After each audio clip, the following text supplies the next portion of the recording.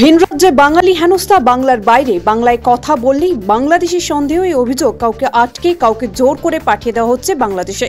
তারই প্রতিবাদে এবার পথে নামছে তৃণমূল। রবি ঠাকুরের জায়গা থেকে ভাষা আন্দোলন শুরু তৃণমূলের। 2 আগস্ট তৃণমূল মহিলা কংগ্রেসের হাত ধরেই ধর্ণা কবা সন্ত্রাসের প্রতিবাদে টানা কর্মসূচির রূপরেখা ঘোষণা।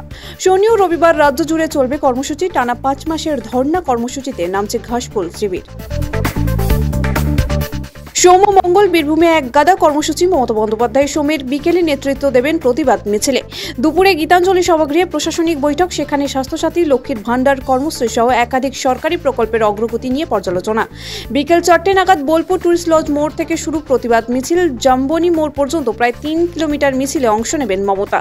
শেষে জাম্বনি মোড়ে রবীন্দ্রনাথ ঠাকুরের মূর্তিতে মাল্যদান করে ভাষণ। মঙ্গলে ইলামবাজার সরকারি অনুষ্ঠান শেষে ফিরবেন কলকাতায়। মমতার বীরভূম সফর নিয়ে চলছে রাজনৈতিক পারদ। 26 বিধানসভা ভোটের আগে ফের উত্তপ্ত রাজ্য রাজনীতি। এবারের কেন্দ্রবিন্দু এনআরসি। রাজ্য জুড়ে প্রতিবাদ শুরু। সেই প্রতিবাদ চলাকালীনই এলো হুঁশিয়ারি। আসাম সীমান্তবর্তী পাকড়িগুড়িতে দাঁড়িয়ে স্পষ্ট হুঁশিয়ারি তৃণমূল সাংসদ প্রকাশ চিকবরাইকের। সব বার্তা, অসমে বাঙালিদের উপর অত্যাচার হলে জাতীয় সড়ক অবরোধ করে আসামের গাড়ি চলাচল বন্ধ করা হবে। তুঙ্গে তরজা। এগেন যদি আসামে বা কোন স্টেটে আমাদের বাঙালির লোকের উপরে যদি কোনো অত্যাচার হয়, তাহলে NH-31 এর রাস্তা পুরো ব্লক করে রাখবো। কোন আসামের গাড়ি কিন্তু ক্রস করতে দিব না। সমাজ মাধ্যমে বেশ কয়েকদিন ধরেই বিজেপি নেতা দিলীপ ঘোষের নামে একটি ভিডিও বেশ চর্চিত, যে ভিডিওতে বেশ কিছু গোপন মুহূর্ত প্রকাশ পেয়েছে।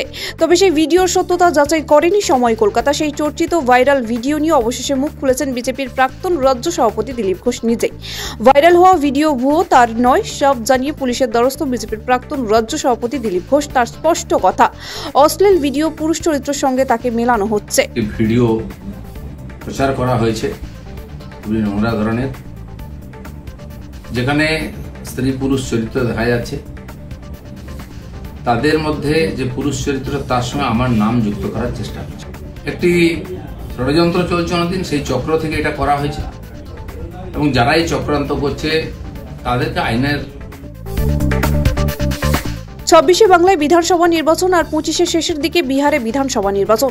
ঠিক এই নির্বাচনের আগেই বিহারে ভোটার লিস্টে সংশোধনের কাজ শুরু করেছে নির্বাচন কমিশন। তবে এই সংশোধন নিয়েই শুরু বিতর্ক। বিজেপির নয়া চক্রান্ত বলে দফায় দফায় ভোটারদের সতর্ক করেছেন বাংলার মুখ্যমন্ত্রী মমতা বন্দ্যোপাধ্যায়। তবে এবার সেই সুরেই সুর মেলালেন বিহারের জনসরোজ পার্টি সুপ্রিমো তথা প্রাক্তন ভোটকুশলী প্রশান্ত কিশোরীও।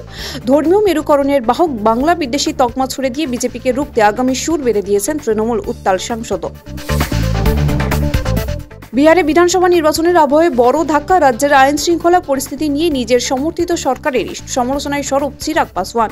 সরাসরি নীতিশ কুমার সরকারকে দুষলেন তিনি। পাল্টা চিরাগকে নিশানা আরজেডিরও। ভোটের আগেই দ্বন্দ্বে বিহারের জোট সরকার। ফের ধর্মস্থানে অব্যবস্থা। এবার হরিদ্বারের মনসা দেবী মন্দিরে পদপিষ্ট হয়ে মৃত্যু 5 জনেরও বেশি পুণ্যার্থের।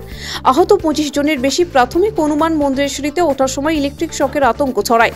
তাতেই হুড়োহুড়ি শুরু হয়। খবর পেয়ে শুরু হয় উদ্ধার কাজ। ঘটনাস্থলে পৌঁছয় এনডিআরএফের উদ্ধারকারী দল। আহতদের উদ্ধার করে স্থানীয় হাসপাতালে ভর্তি করা হয়।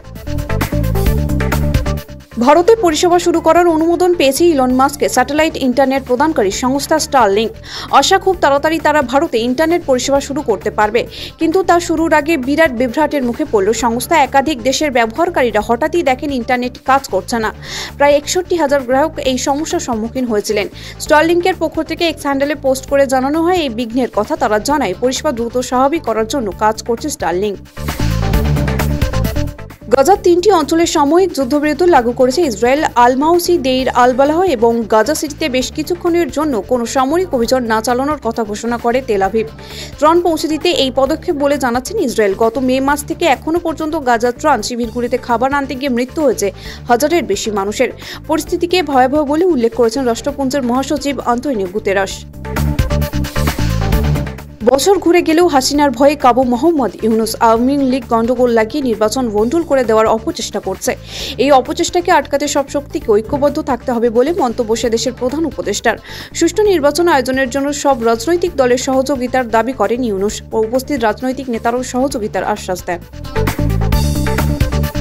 চোখ রাখবো আবহাওয়ার খবরের দিকে। নিম্নচাপ সরেছে ঝাড়খণ্ডে, মিলেছে রোদেও দেখা। তবে চলতি সপ্তাহে ফের বৃষ্টির পূর্বাভাস। দক্ষিণবঙ্গে, উত্তরবঙ্গেও লাগাতার বৃষ্টির পূর্বাভাস জানালো আবহাওয়া দপ্তর।